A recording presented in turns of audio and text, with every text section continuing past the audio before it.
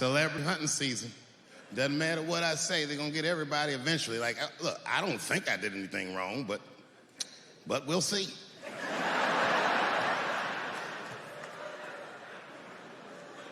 They even got poor Kevin Hart. Can you imagine such a thing? Kevin Hart, let me tell you something. It was Kevin Hart's dream to host the Oscars. That's what he told me. And I remember when he told me, because I was thinking to myself, well, that's an awfully strange dream for an African American. What kind of nigga dreams of hosting the Oscars? Kevin did, that's who. And he did it. Against all the odds, Kevin became the most famous comedian this world has ever seen, and he got the job that only one black man before him had. He was going to host the 80th Oscars. And I don't know what you know about Kevin, but I know Kevin Hart is damn near perfect. As close to perfect as anybody I've ever seen. In fact, 4 tweets shy of being perfect. 10 years ago, Kevin had made some very homophobic comments. And I'm not going to repeat what he said because this is Atlanta.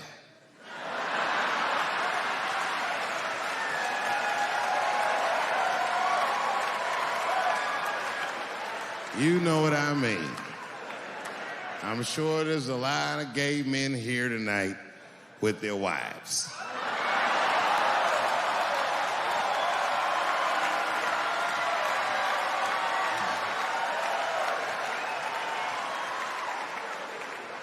Far be it from me to offend anybody.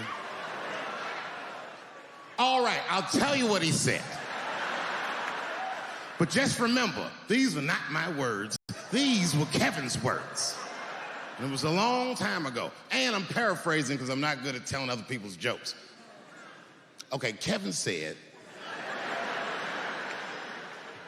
that if his little son was demonstrating or exhibiting homosexual behavior around the house, that he'd chastise him. He'd say, hey, that's gay. And then he said he would smash a dollhouse. Ooh, the gay community was furious. And I don't blame them.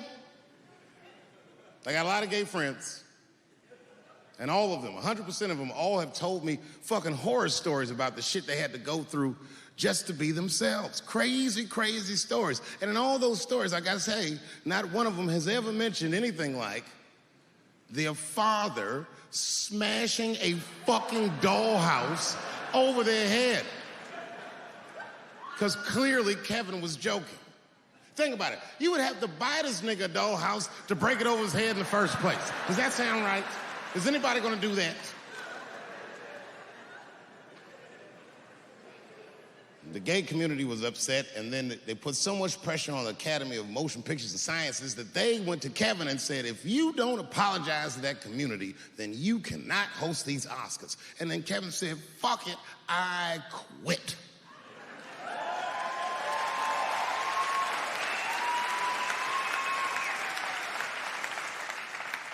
And then he went on every talk show in America and apologized for 6 weeks.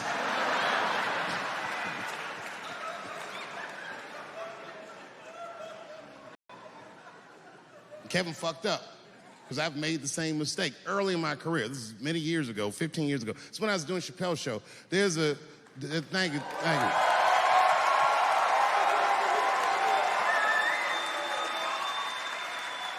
On network television, they have a department that's called Standards and Practices.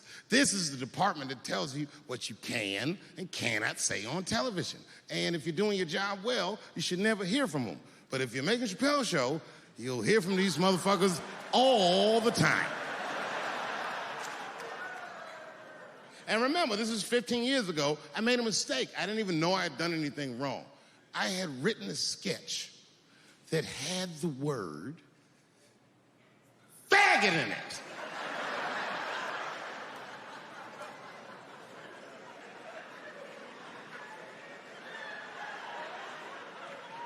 So I had to go to Standards and Practices. They call me up. I don't know why they're calling me, but I like the lady that runs the department. She's usually really fair, and was one of my favorite people I've ever worked with. So she sits me down. We have a nice conversation. She tells me, oh, the sketches are great. I go, oh, fantastic. Well, then why am I here?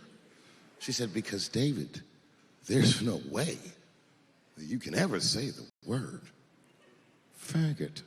Oh, I didn't know I did anything wrong. I didn't try to defend myself. I said, all right, fuck it, I'll take it out. Have a good afternoon. And as I was leaving, it occurred to me, hey, Renee, quick question. It's just a question. Seriously, I want to know, like, why is it that I can say the word nigger with impunity?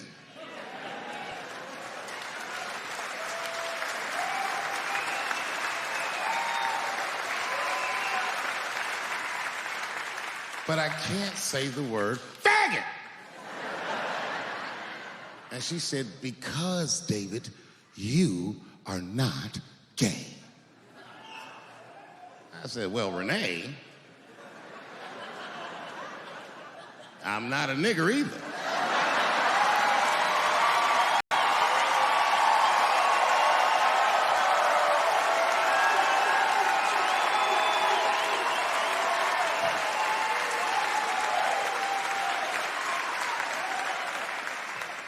But you see, what I didn't realize at the time and what Kevin had to learn the hard way is we were breaking an unwritten and unspoken rule of show business. And if I say it, you'll know that I'm telling you the truth. The rule is that no matter what you do in your artistic expression, allowed to upset the alphabet people.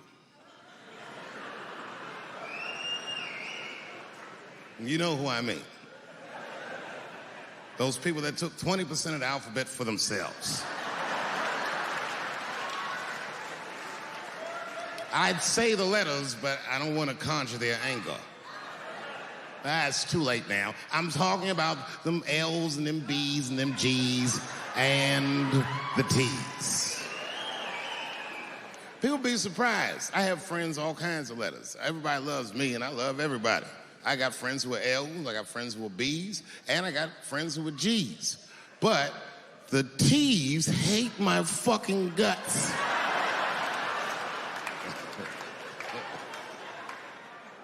And I don't blame them. It's not their fault, it's mine. I can't stop telling jokes about these niggas. I don't want to write these jokes, but I just can't stop.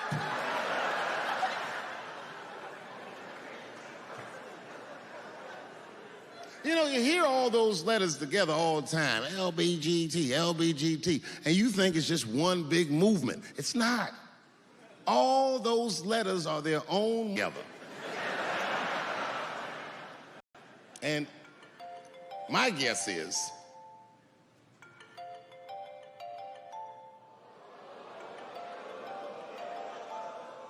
what is this, high school? This nigga probably got a babysitter or something. Go on and answer your phone, nigga. Just get that shit out of here. I'm in the middle of something important.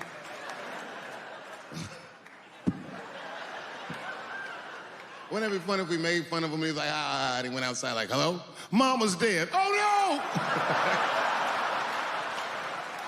no! Mama's dead.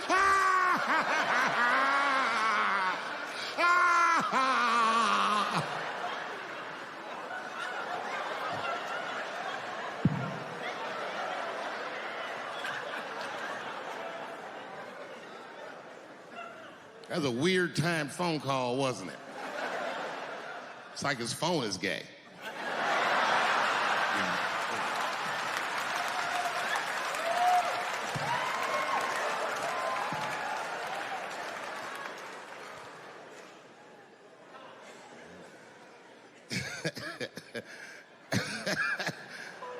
Like I was saying,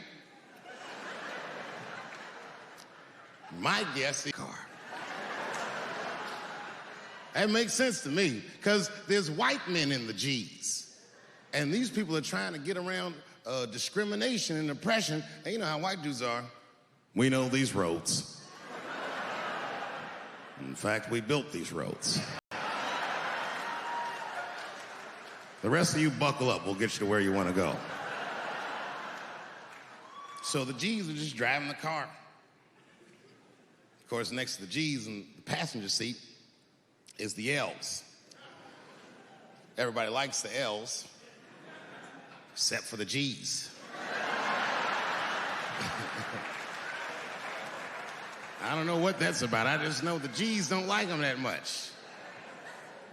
And the G's always say like little subliminal digs on them. It's unnecessary shit. It's not mean, but you know what I mean? They just be like, I wouldn't wear that. The only thing that breaks the tension between the L's and the G's are the B's in the back seat. That's right, there you go. Everybody scream out when you hear your letter.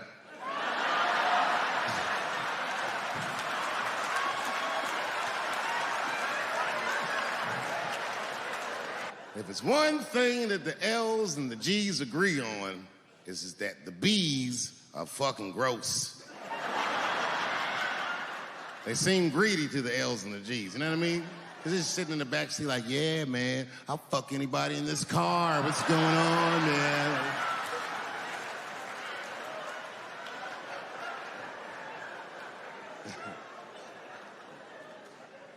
And sitting next to the B's, all the way in the back seat by themselves, looking out the window. That's the T's. Everybody in the car respects the T's, but everyone also resents the T's. It's not the T's' fault, but everyone in the car just feels like the T's are making the trip take longer.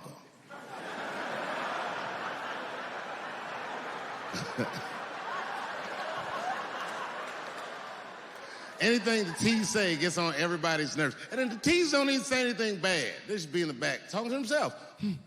I'm hot. Shut up. Shut the fuck up, okay?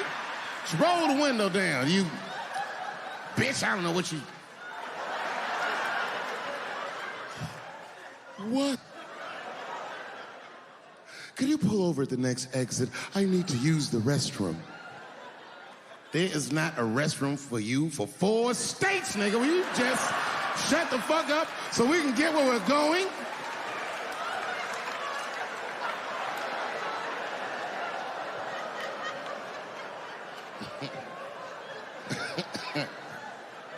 And just when that car can't get any more tense, the Q's are a hitchhiker that they pick up on the road. Some white dude in booty shorts is walking down the freeway.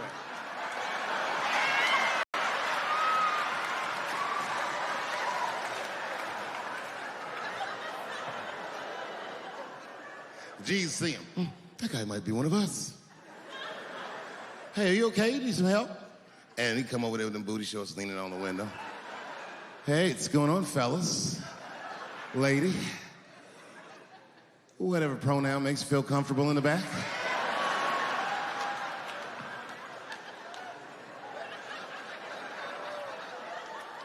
Yeah. I don't really know where I'm going.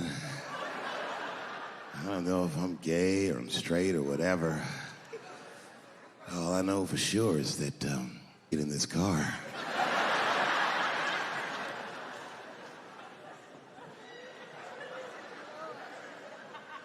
And they make him get in and sit in between the B's and the T's. I feel bad for T's, but they're so confusing. And it's not all my fault. I feel like they need to take some responsibility for my jokes. Because I didn't come up with this idea on my own. This idea that a person can be born in the wrong body. But they have to admit, that's a fucking hilarious predicament. It's really fucking funny. And if it happened to me, you'd laugh, wouldn't you?